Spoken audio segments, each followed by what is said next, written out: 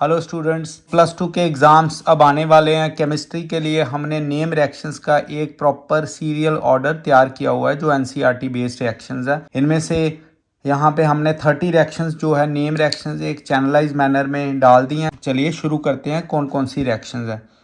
सबसे पहले Finkelstein reaction. देखिए, फिंकलस्टीन रिएक्शन में एल्काइल हैलाइड सोडियम आयोडाइड के साथ रिएक्ट करेगा इन the presence of acetone. Acetone क्यों डालना है? क्योंकि सोडियम आयोडाइड जो है वो एसीटोन में डिज़ोल्व करेगा तो रिएक्शन मीडियम प्रोवाइड करेगा। ये बन गया एल्काइल आयोडाइड। तो आपने फिंकलस्टीन रिएक्शन को इस तरह से याद रखना है। स्वार्ट्स रिएक्शन करेंगे। स्वार्ट्स रिएक्शन में जो प्रोडक्ट बनेगा मिथाइल फ्लोराइड।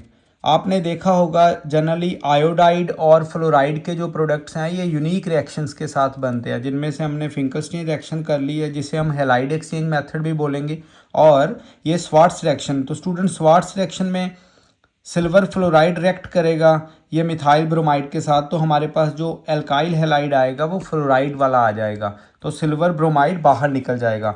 अब नेक्स्ट रिएक्शन है third reaction, electrophilic substitution reaction. कल हमने न्यूक्लियोफिलिक सब्स्टिट्यूशन रिएक्शंस की जो SN1 SN2 वाली रिएक्शन देखी हैं। अब इलेक्ट्रोफिलिक सब्स्टिट्यूशन में क्या होगा, टोलीन जो है वो इसमें हैलोजिनेशन होगी और in the presence of Lewis acid. तो आपको पता होगा जो ये टोलीन है इसमें जो इलेक्ट्रोफाइल पॉजिटिवली चार्ज अटैक करेगा ऑर्थो पोजीशन पे और पैरा पोजीशन पे। इस तरह से इलेक्ट्रोफिलिक सब्स्टिट्यूशन रिएक्शन में इलेक्ट्रोफाइल टोलीन के केस में अटैक करेगा। ये वाली पोजीशन है ऑर्थो और ये वाली पोजीशन है para position. Next reaction is Sandmeyer reaction.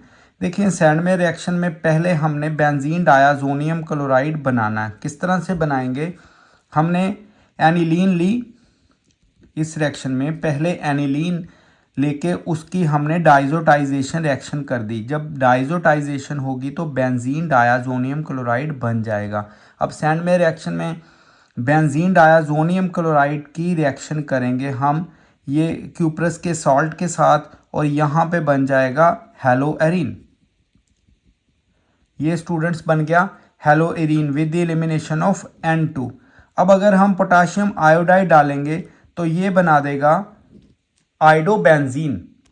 Iodobenzene के लिए भी एक अलग से रिएक्शन आपने देख ली, और आइडो एल्केन के लिए भी आपने अलग से रिएक्शन देख ली। इसी तरह से स्वार्ट्स रिएक्शन फ्लोराइड के लिए, और आगे चल के आएगी बाल्स-काइमन्स रिएक्शन, वो भी फ्लोराइड के लिए। नेक्स्ट रिएक्शन हम करेंगे वुड्स रिएक्शन। फेमस रिएक्शन है ये वाली वुड्स रिएक्शन। इसमें 2 मोल्स आएंगे एल्काइल हैलाइड के in the presence of sodium metal. ये सोडियम मेटल है तो यहाँ पे डालिए ड्राई ईथर। इसमें क्या होगा, एल्केन बनेगा, बट जो एल्केन बनेगा वो एल्काइल हैलाइड वाले कार्बन से डबल कार्बन नंबर्स वाला बनेगा प्रोडक्ट में। नेक्स्ट है फिटिंग रिएक्शन। फिटिंग रिएक्शन में जैसे यहाँ पे वर्ड्स रिएक्शन में एल्काइल हैलाइड लिया, यहाँ पे हम अराइल हैलाइड लेंगे यानी कि हेलोएरिन। हेलोएरिन को सोडियम मेटल के साथ रिएक्ट करेंगे, ईथर की प्रेजेंस में बन जाएगा डाइफिनाइल। इसी तरह से मैं आपको एक और रिएक्शन बता देता हूँ जिसमें डाइफिनाइल बनेगा, अल्मेंस रिएक्शन। अल्मेंस में क्या होगा, अल्मेंस में भी आइडो जो बेंजीन है वो कॉपर के साथ रिएक्ट करेगा। ये कॉपर के साथ रिएक्ट करके ये बना देंगे इधर डाइफिनाइल, बन गया डाइफिनाइल। अब नेक्स्ट रिएक्शन करेंगे वुड्स फिटिंग रिएक्शन। वुड्स में एल्काइल हैलाइड, फिटिंग में एराइल हैलाइड। जब अराइल हैलाइड और एल्काइल हैलाइड सोडियम मेटल के साथ रिएक्ट करेंगे इन दी प्रेजेंस ऑफ ईथर तो बन जाएगा एल्काइल एरीन। मतलब कि अगर यहाँ पे हम X की जगह क्लोरो ले लें दोनों, तो इधर CH3 ले लें तो ये बन जाएगा टोलीन। अब नेक्स्ट रिएक्शन है बीटा एलिमिनेशन रिएक्शन, जिसे हम क्या बोलेंगे, dehydrohalogenation. Dehydrohalogenation reaction में removal of the hydrogen and halogen. Halogen remove किया जाएगा बीटा कार्बन से, हाइड्रोजन अल्फा कार्बन से। तो इधर देखिए हमने ये वाला हैलोजन लिया है और जिसके साथ कार्बन जो ये वाला लगा हुआ है वो अल्फा, इससे नेक्स्ट है बीटा। अब बीटा में से हाइड्रोजन निकलेगा और अल्फा में से क्या निकल जाएगा, हैलोजन। इधर बन जाएगा students alkene with the side products KBr और वाटर। नेक्स्ट आ गई ऑक्सीडेशन। फिनोल की हमने ऑक्सीडेशन इधर शो की है एग्जाम्पल के तौर पे। जब फिनोल ऑक्सीडाइज होगा तो किस तरह से आ जाएगा, हमारे पास आएगा पैरा बेंजोक्विनोन। हम रिएक्शन देखेंगे, ये वाली है एस्पिरिन की फॉर्मेशन। देखिए मैं आपको एस्पिरिन के बारे में कुछ बता दूं। जो एस्पिरिन है, एस्पिरिन एक तरह से दो काम करेगी। एक करेगी ये एनाल्जेसिक और दूसरी एंटीपायरेटिक। एंटीपायरेटिक देखिए, एनाल्जेसिक का मतलब होगा it can act as pain killer, ये पेन किलर भी एक्ट करेगी। और एंटीपायरेटिक्स का मतलब है ये लो बॉडी टेम्परेचर कर देगी। अगर फीवर में ली जाए तो ये जो एस्पिरिन है ये एंटीपायरेटिक काम करेगी। पायरो मीन्स हीट, एंटी मतलब अगेंस्ट। ये ऐसी मेडिसिन है जो ड्यूल काम करेगी, एनाल्जेसिक भी काम करेगी और एंटीपायरेटिक भी काम करेगी। अब आप देखिए एस्पिरिन की फॉर्मेशन कैसे है, और इसका स्ट्रक्चर बहुत बार एग्ज़ाम में आया, तो आपने इसको एस्पिरिन के स्ट्रक्चर को भी अपने नोट्स में यहाँ पे बना लेना। ये है जी एस्पिरिन का स्ट्रक्चर। आप अगर जो नोट्स बना रहे हैं, अगर वीडियो देखते तो इसको लिख लीजिए। नीचे इसका मैंने नेम पूरा लिखा है और इसका जर्नल नेम भी लिखा है। इसमें होगा क्या स्टूडेंट, सैलिसिलिक एसिड रिएक्ट करेगा एनहाइड्राइड के साथ। ये एसिड एनहाइड्राइड है एसिडिक मीडियम में, तो ये क्या हो जाएगा, इधर से बॉन्ड ब्रेक करेगी इसकी, तो बन जाएगा acetyl salicylic acid which is also called aspirin. और एस्पिरिन एक्ट करेगा ड्यूल, ये करेगा एनाल्जेसिक जिसे हम पेन किलर बोलेंगे, और एंटीपायरेटिक मतलब brings the body temperature low. ये अगर फीवर में लिया जाए तो क्या होगा, ये बॉडी टेम्परेचर को डाउन करेगा जैसे पैरासीटामोल करता है। अब हम स्टूडेंट्स करेंगे कॉल्ब्स रिएक्शन। कॉल्ब्स रिएक्शन में क्या होगा, फिनोल को बेस के साथ रिएक्ट करवाइए और ये बन जाएगा sodium phenoxide. This is sodium phenoxide. अब सोडियम फिनोक्साइड को कार्बन डाइऑक्साइड और एसिडिक मीडियम में लेके जाएंगे, तो इसमें ये देखिए 2 हाइड्रोक्सी क्यों लिखा, क्योंकि इन दोनों में से जो अल्कोहल है ये इन्फीरियर है, ये सुपीरियर है कार्बोक्सिलिक एसिड। तो हमने इसको क्या लिखा, 2 हाइड्रोक्सी। अगर हम हाइड्रोक्सी को हटा देंगे तो ये बन जाएगा बेंजोइक एसिड, तो इसलिए इसको बेंजोइक एसिड लिखा है। और ये है क्या, सैलिसिलिक एसिड है बेसिकली, इसे हम करेक्ट करेंगे। This is salicylic acid. ये क्या है, दिस इज सैलिसिलिक एसिड।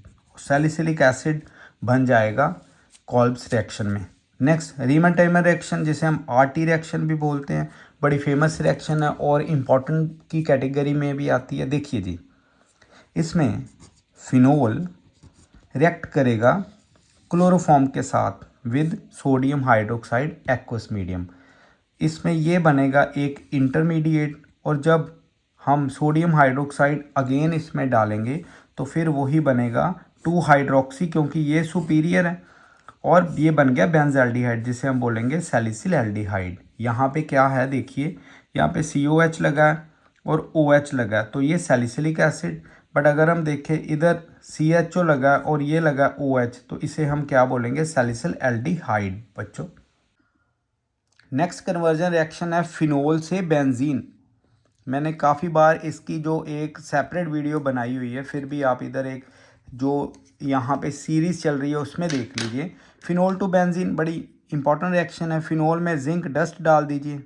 जब हम फिनोल में जिंक डस्ट डालेंगे तो ये बन जाएगी बेंजीन विद ZNO, ये निकल जाएगा। रिएक्शन कैसे होगी थोड़ा सा बता दें।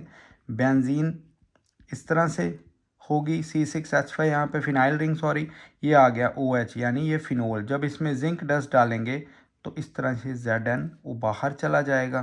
क्या बन गया, C6H5 पहले थे एक हाइड्रोजन, ये बन गया बेंजीन। This is benzene. अब हम नेक्स्ट रिएक्शन देख, 14 नंबर रिएक्शन है जी विलियमसन सिंथेसिस ऑफ ईथर।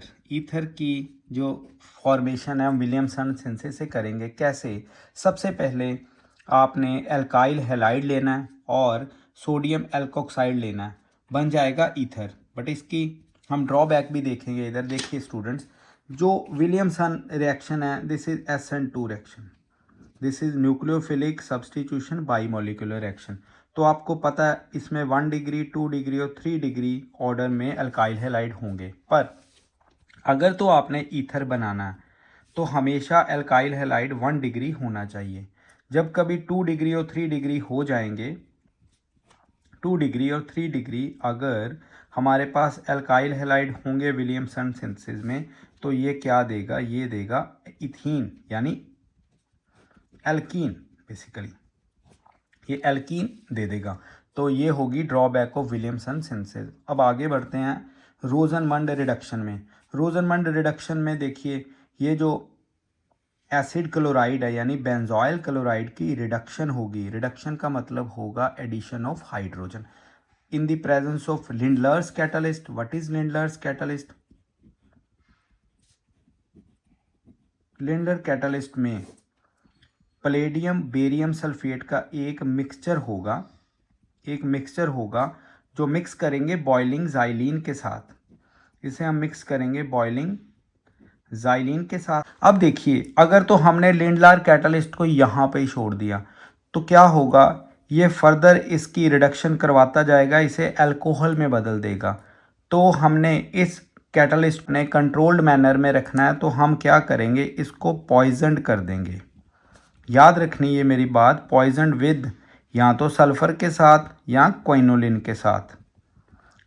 बात आपने दिमाग में रखनी है, मैं दोबारा रिपीट कर रहा हूँ। अगर लिंडलर कैटलिस्ट को हम इधर तक की रखें, सिर्फ पैलेडियम बेरियम सल्फेट के मिक्सचर को बॉइलिंग ज़ाइलीन के साथ मिला के इसमें डाल देंगे, तो हमें चाहिए, हमारा डिज़ायरेबल प्रोडक्ट है बेंज़ल्डिहाइड। इसकी हो जाएगी रिडक्शन, ये बन जाएगा अल्कोहल। यहाँ पे CH2OH लग जाएगा, दोनों तरफ HH ऐड हो जाएंगे, रिडक्शन हो जाएगी। पर हमने रिडक्शन नहीं करने, हमें तो चाहिए यहाँ तक कि रिएक्शन स्टॉप हो जाए।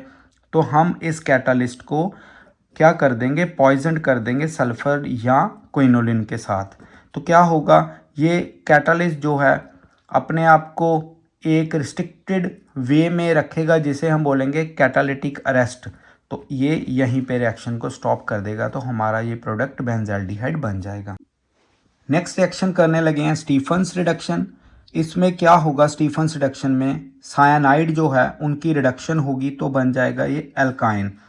जब एल्काइन बनेगा, इस जगह पे यहाँ पे डबल बॉन्ड आएगी, तो क्या, जब इसमें वाटर डालेंगे तो ये इस तरह से टूटेगा वाटर,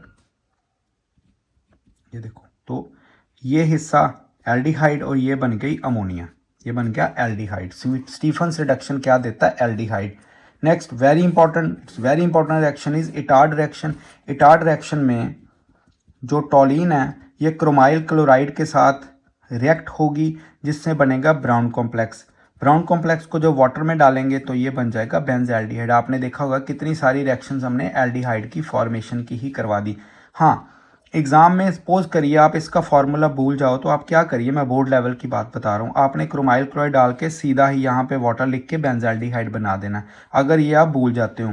क्योंकि बेहतर ये है कि स्ट्रक्चर ना आता होगा तो आप ना लिखें, अगर तो आता है फिर ठीक है, अगर नहीं आता तो गलत करने से बेहतर है आप सीधा सीधा प्रोडक्ट बना दें।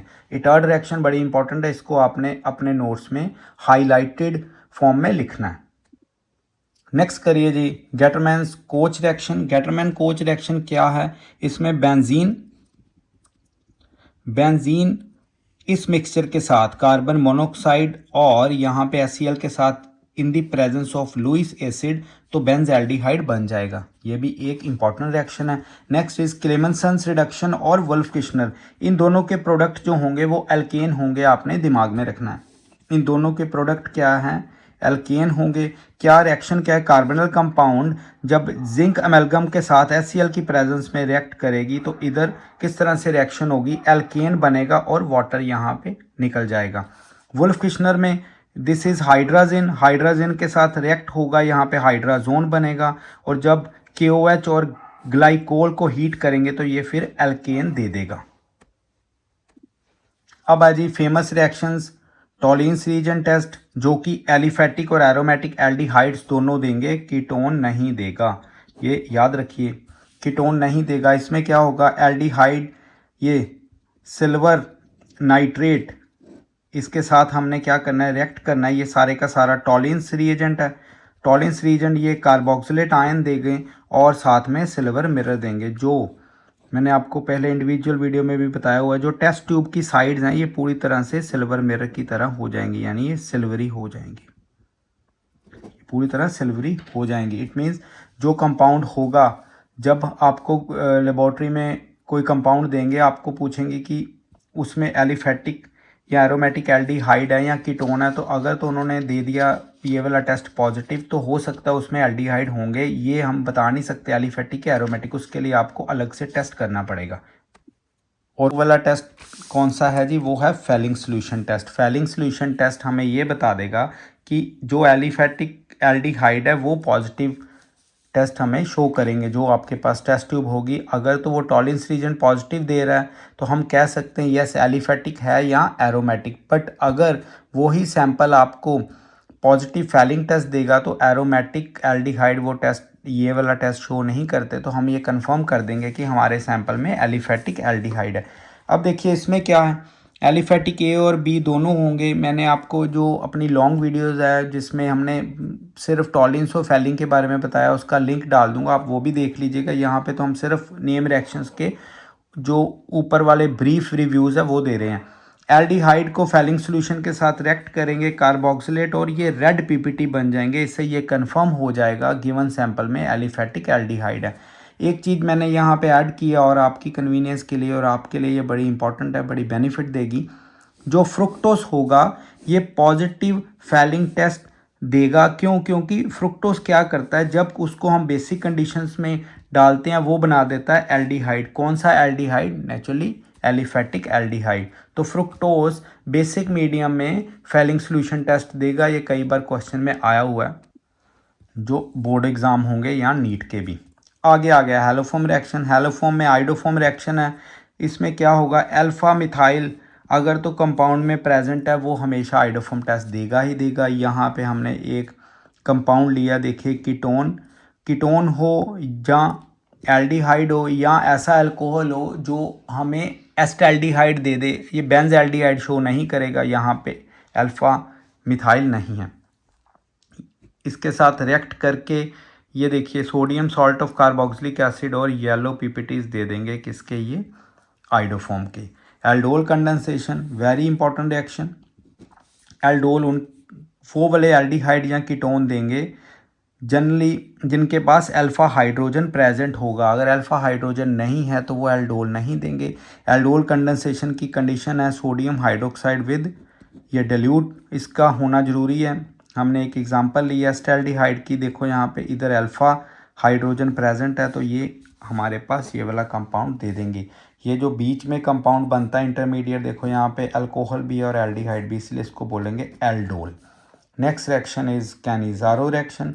कैनिज़ारो रिएक्शन में क्या है, अल्फा हाइड्रोजन नहीं होना चाहिए क्योंकि ये विदाउट अल्फा हाइड्रोजन कंपाउंड है। देखो फॉर्मल्डिहाइड और बेंजल्डिहाइड दोनों कैनिज़ारो देंगे, बट यहाँ पे सोडियम हाइड्रोक्साइड कंसनट्रेटेड फॉर्म में होना चाहिए और ये एक डिस्प्रपोर्शनेशन रिएक्शन होगी। नेक्स्ट हम करेंगे डीकार्बोक्सिलेशन रिएक्शन। डीकार्बोक्सिलेशन का मतलब है, डीकार्बोक्सिलेशन का मतलब है जी कार्बन डाइऑक्साइड का निकल जाना। यहाँ पे sodium salt of carboxylic acid जब इस मिक्सचर के साथ रिएक्ट करेगा तो ये एल्केन बनाएगा with the removal of sodium carbonate. ये सोडियम कार्बोनेट का रिलीज होगा जो कि ब्रिस्क एफर्वेसेंस के साथ कार्बन डाइऑक्साइड को रिलीज करेंगे। HVZ हेल्वल होल्ड ज़ेलेंस्की रिएक्शन। इसमें देखिए जो अल्फा यहाँ पे हाइड्रोजन होंगे कार्बोक्सिलिक एसिड के साथ, जो कार्बन लगा हुआ अल्फा कार्बन है, उसको जब रेड फॉस्फोरस और हेलोजन के साथ और वाटर के साथ रिएक्ट करवाया जाएगा तो ये वाला जो अल्फा हाइड्रोजन है, एक अल्फा हाइड्रोजन हेलोजन के साथ रिप्लेस हो जाएगा। यहाँ पे हमने बताया एक्स क्या है, हेलोजन। ये ब्रोमाइड हो सकता है, क्लोराइड भी हो सकता है। हॉफमैन ब्रोमामाइड डिग्रेडेशन, इसमें देखेंगे आप कार्बन एक कम हो जाएगा क्योंकि ये एक चेन डिसेंडिंग रिएक्शन है। इसमें ये देखिए एसिडमाइड की ब्रोमीन और सोडियम हाइड्रोक्साइड के साथ रिएक्शन होगी और अमीन बन जाएगा with the release of side products. Gattermann's reaction. Gattermann's reaction में बेंजीन डायजोनियम क्लोराइड अगर कॉपर मेटल के साथ HCl में रिएक्ट करेगा तो ये क्लोरोबेंजीन देगा, अगर कॉपर HBr के साथ रिएक्ट करेगा तो ब्रोमोबेंजीन देगा। नेक्स्ट रिएक्शन है कार्बाइलमाइन रिएक्शन। कार्बाइलमाइन रिएक्शन में ये जो 1 डिग्री अमीन है ये रिएक्ट करेगा क्लोरोफॉर्म और 3 मोल्स ऑफ पोटाशियम हाइड्रोक्साइड या सोडियम हाइड्रोक्साइड मिक्सचर को हीट करेंगे तो ये बनेगा आइसोनाइट्राइल, यही कार्बाइलमाइन है। This is called कार्बाइलमाइन। बड़ी ही फाउल स्मेल होगी, पंजेंट स्मेल होगी इसकी। तो इस तरह से ये हमारे पास जो है 30 रिएक्शंस हैं हमने आपको आज बताई। इनको लिख लीजिए क्योंकि एग्ज़ाम आने वाला है, इसलिए आपको अब पूरे डिटेल में ये चीज़ें आनी चाहिए और एक एक नेम रिएक्शन की लिस्ट बना के आपको सिमेट्रिकली चलना होगा। Thank you.